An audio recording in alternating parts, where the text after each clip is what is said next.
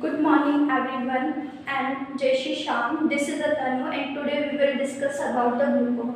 जो आज का हमारा सेशन है वो ग्लूकोमा से रिलेटेड है। ग्लूकोमा एक आई डिजीज़ होती है जो कि मेनली देखने को मिलती है। इसमें क्या होता है कि वर्ड से तो ऐसा लग रहा है कि किससे रिलेटेड है, ग्लूकोज से रिलेटेड, बट ऐसा है नहीं। ये मेनली एक आई की डिजीज़ है। ग्लूकोमा में क्या होता है कि मेनली जो इसके अंदर एक प्रेशर अराइज होता है, प्रेशर की वजह से क्या होता है कि मेनली एबनॉर्मलिटीज देखने को मिलती है। कि इसमें क्या होता है कि जब क्या होगा, प्रेशर अराइज होगा आई के अंदर, तो उसकी वजह से जो ऑप्टिक नर्व होगी वो क्या हो जाएगी, डैमेज हो जाएगी। इसके अलावा इसमें क्या होगा, जो इंट्राओकुलर प्रेशर होगा वो भी हाई देखने को मिलेगा।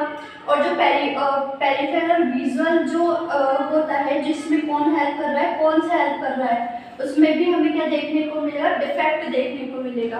तो जो ग्लूकोमा होता है ना, इसमें मेनली क्या होता है कि ये ग्रुप ऑफ डिसऑर्डर हम इसे कह सकते हैं। कि ग्लूकोमा में कोई पर्टिकुलर डिजीज होती है नहीं, कि जैसे कई हम पढ़ते हैं कि कई डिजीजेस में पर्टिकुलर डिजीज होती है कि हाँ जैसे कैटरेक्ट हो गया तो ऑफिसिफिकेशन उसमें हो रहा है, तो वो हमें पता है कि क्लाउडीनेस वहाँ चल रहा है या ऑफिसिफिकेशन वहाँ चल रहा है। लेकिन जो ग्लूकोमा होता है इसमें कोई भी पर्टिकुलर डिजीज नहीं होती है, मतलब डिफरेंट डिजीजेस का एक कलेक्शन होता है जिसे हम ग्लूकोमा कह रहे हैं। तो जब ग्लूकोमा को क्या नहीं किया जाता है, ट्रीट नहीं किया जाता है, किसी भी कंडीशन से ग्लूकोमा ट्रीट नहीं हो पाया, तो उसकी वजह से क्या होगा कि ऑप्टिक नर्व हमारा डैमेज होगा। और ऑप्टिक नर्व के डैमेज होने की वजह से क्या होगा कि विजुअल डिफेक्ट भी हमें इसमें देखने को मिलेगा।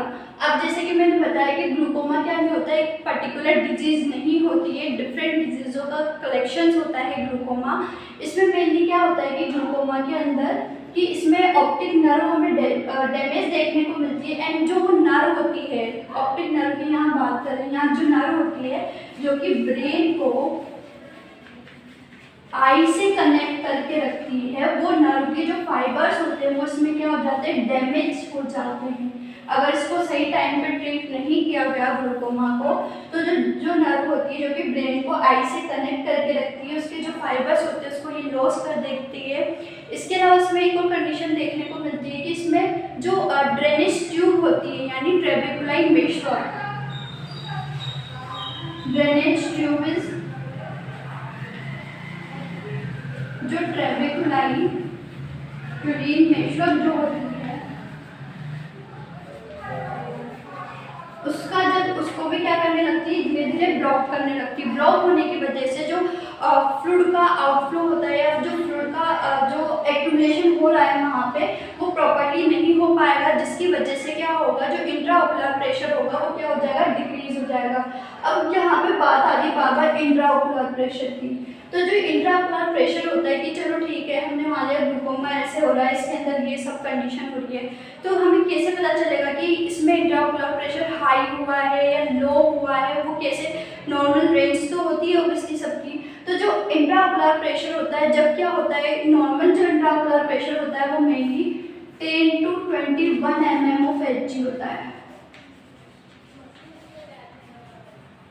अब यहाँ mm of Hg, जैसे हम ब्लड प्रेशर को भी नापते हैं जब उसमें mm of Hg का यूज करते हैं, यानी अगर ब्लड प्रेशर हाई हो रहा है तो उसे हम हाइपरटेंशन की कंडीशन देते हैं। वैसे ही क्या होगा कि ग्लूकोमा में भी क्या हो रहा है कि आईओपी जब प्रेशर अराइज होगा तो इसको हम क्या कहेंगे, इंट्राओकुलर हाइपरटेंशन हम इसे कहेंगे। क्यों? क्योंकि इसमें भी क्या हो रहा है, हाइपरटेंशन हो रहा है, प्रेशर अराइज हो रहा है, that is called intraocular hypertension. Normally 10 to 21 mm of Hg होता है जो इंट्राओकुलर प्रेशर होता है। इसके बाद बात करते हैं इसकी कॉजेज की, किस कारण की वजह से ग्लूकोमा हमें देखने को मिलता है, तो इसकी हम बात करते हैं। तो इसकी अगर हम कॉजेज की बात करें तो मेनली जो कॉज होता है, तो जेनेटिकल कॉज इसमें मेनली देखने को मिल सकता है। इसके अलावा इडीमा की वजह से या कोई इन्फ्लामेशन हमारे हुआ है, हाइपरटेंशन की वजह से, डायबिटीज मेलाइटिस के वजह से भी हमें ग्लूकोमा की कंडीशन देखने को मिल सकती है। इसके अलावा मायोपिया, जिसे हम शॉर्ट साइटेडनेस या नियर साइटेडनेस हम इसे कहते हैं, उसकी सीवियर कंडीशन की होने की वजह से भी ग्लूकोमा कॉज हो सकता है। या पहले कोई सर्जरी हुई हो उसकी वजह से भी हमें क्या देखने को मिलता है, मिलता है, ग्लूकोमा देखने को मिल सकता है। तो ये कुछ कॉजेज थे ग्लूकोमा की कि किस किस कारण की वजह से हो रहा है ग्लूकोमा। अब इसकी बात करते हैं हम टाइप्स ऑफ ग्लूकोमा की, कितने टाइप्स का ग्लूकोमा होता है उसकी हम यहाँ बात करते हैं।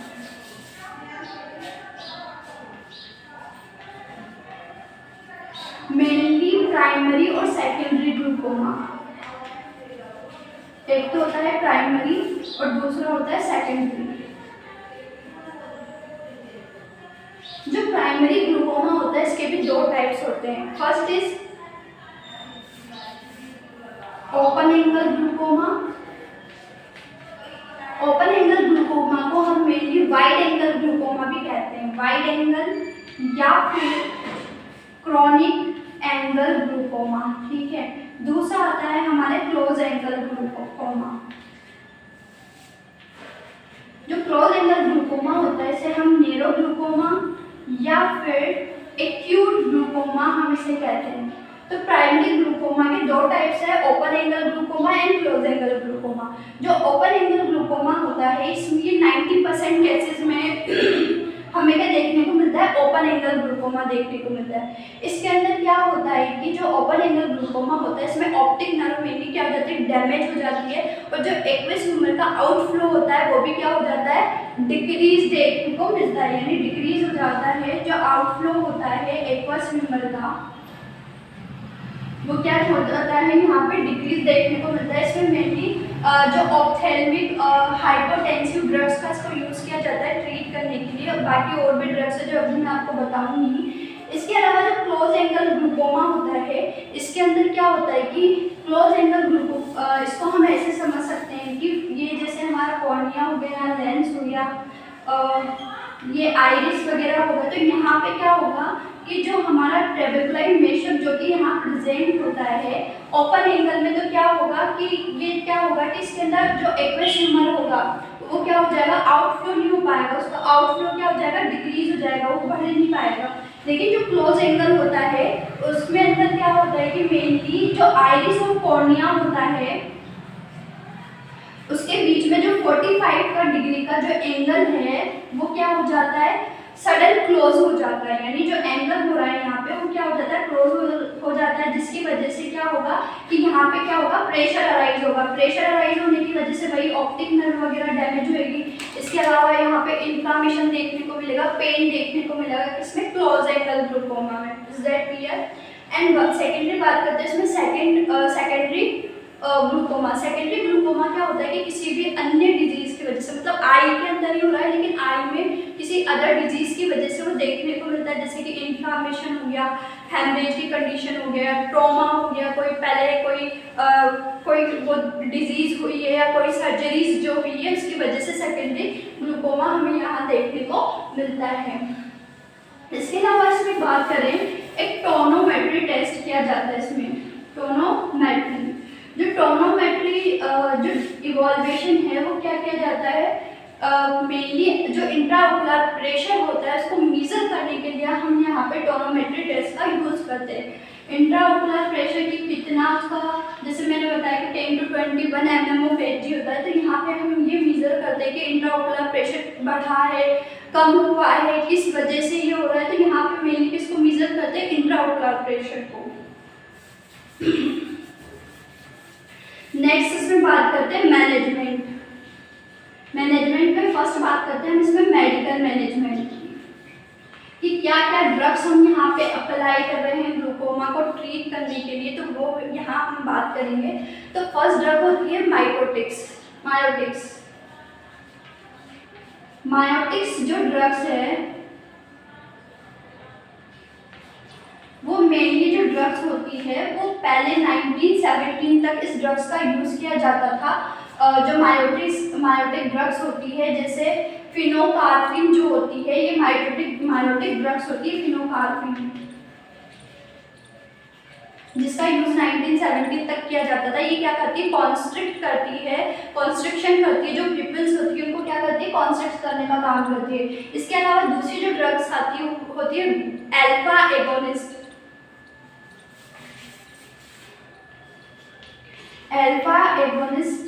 ड्रग का हम मेनली यूज़ करते हैं, जो कि क्या करती है, जो इंट्राओकुलर प्रेशर होती है उसको क्या करती है, डिक्रीज करती है। यानी जो अल्फा एगोनिस्ट ड्रग्स होती है वो क्या करती है, जो इंट्राओकुलर प्रेशर बढ़ा हुआ है उसको क्या करती है, कम करने की कोशिश करती है। फिर नेक्स्ट आती है प्रोस्टाग्लैंडिन एनालॉग।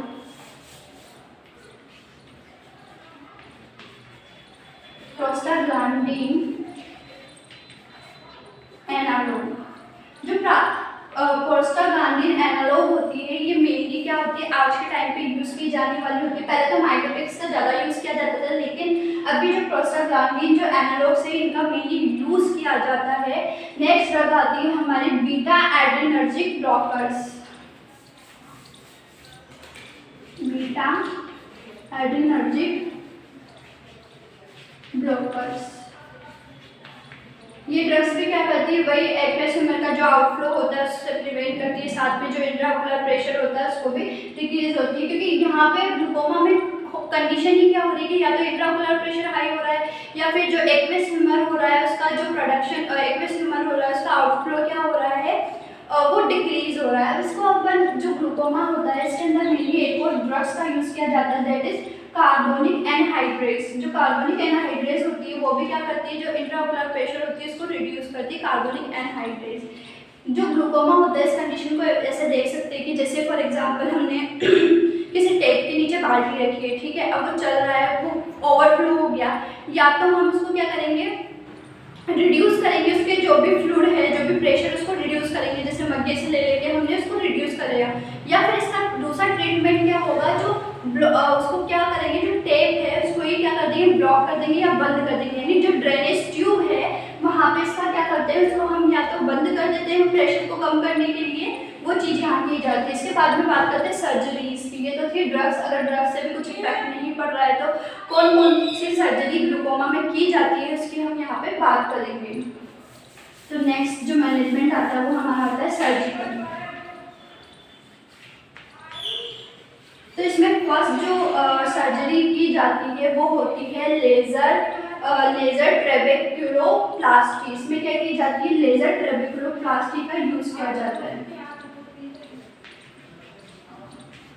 ट्रेबेक्युलोप्लास्टी, अब जो लेजर ट्रेबेक्युलोप्लास्टी है वर्ड से ही समझ में आ रहा है, यहाँ पे लेजर यानी थर्मल लेजर बर्न का यूज किया जाता है। जो ट्रेबेक्युलर मेशर की जो सरफेस होती है वहाँ पे किसको, इंटरट्रेबेक्युलर स्पेस को ओपन करने के लिए हम यहाँ पे थर्मल लेजर जो बर्न है उसका यूज़ करते हैं ओपन करने के लिए। और साथ में ये क्या करती है, वाइड करती है, बोल सकते हैं हम, जो हमारी केनाल और शेलमन होती है उसको भी क्या करती है, वाइड करने का काम करती है, जिसकी वजह से जो इंट्राओकुलर प्रेशर होता है वो क्या हो जाता है, डिक्रीज हो जाता है और आउटफ्लो से ये क्या करता है, प्रिवेंट करता है। तो फर्स्ट सर्जरी लेजर ट्रेबेक्युलोप्लास्टी।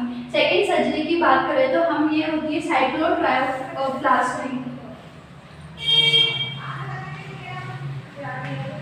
साइक्लोट्रायोप्लास्टी में मेनली इसमें क्या होता है कि फ्रीजिंग टैप का यूज करते हैं इसके अंदर मेनली हम।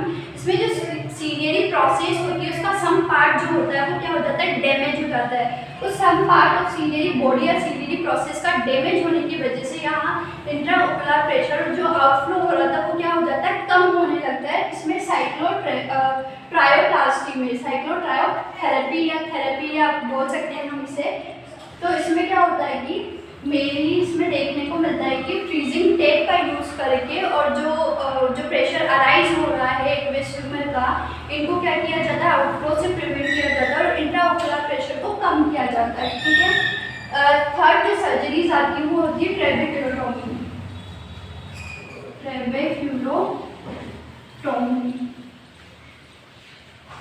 ट्रेबेक्युलोटॉमी में मेनली क्या होता है कि इसके अंदर हम क्या करते हैं, पार्शियल थिक इंसिजन लगाते हैं।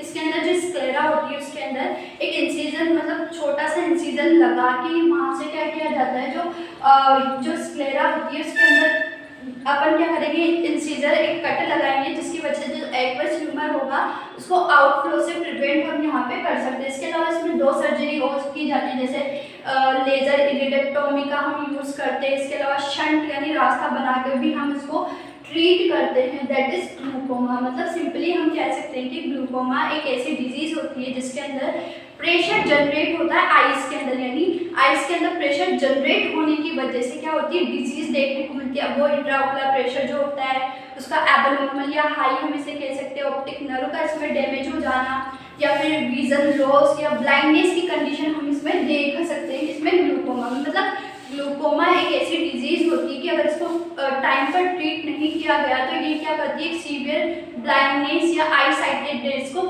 ट्रीट करती है कि जो पर्सन होता है वो लॉन्ग टाइम या फिर बोल सकते हैं हम कि हमेशा के लिए वो क्या होता है, विजन लॉस हमें इसमें देखने को मिलता है। तो दैट इज अ ग्लूकोमा, जो कि आई की एक डिजीज़ होती है, वो है ग्लूकोमा। अगर इसमें किसी को कोई प्रॉब्लम हो तो जैसे मैं डेली बोलती हूँ कि कमेंट बॉक्स में कमेंट करें, और किसी भी टॉपिक से रिलेटेड किसी भी सब्जेक्ट में, चाहे वो फर्स्ट ईयर हो, सेकेंड ईयर हो, थर्ड ईयर हो, कोई सा भी सब्जेक्ट हो उसके रिगार्डिंग आप मुझे क्वेश्चन कर सकते हो, और उस टॉपिक के रिगार्डिंग जितनी मुझे नॉलेज होगी मैं आपको प्रोवाइड करने की कोशिश करूँगी। धन्यवाद।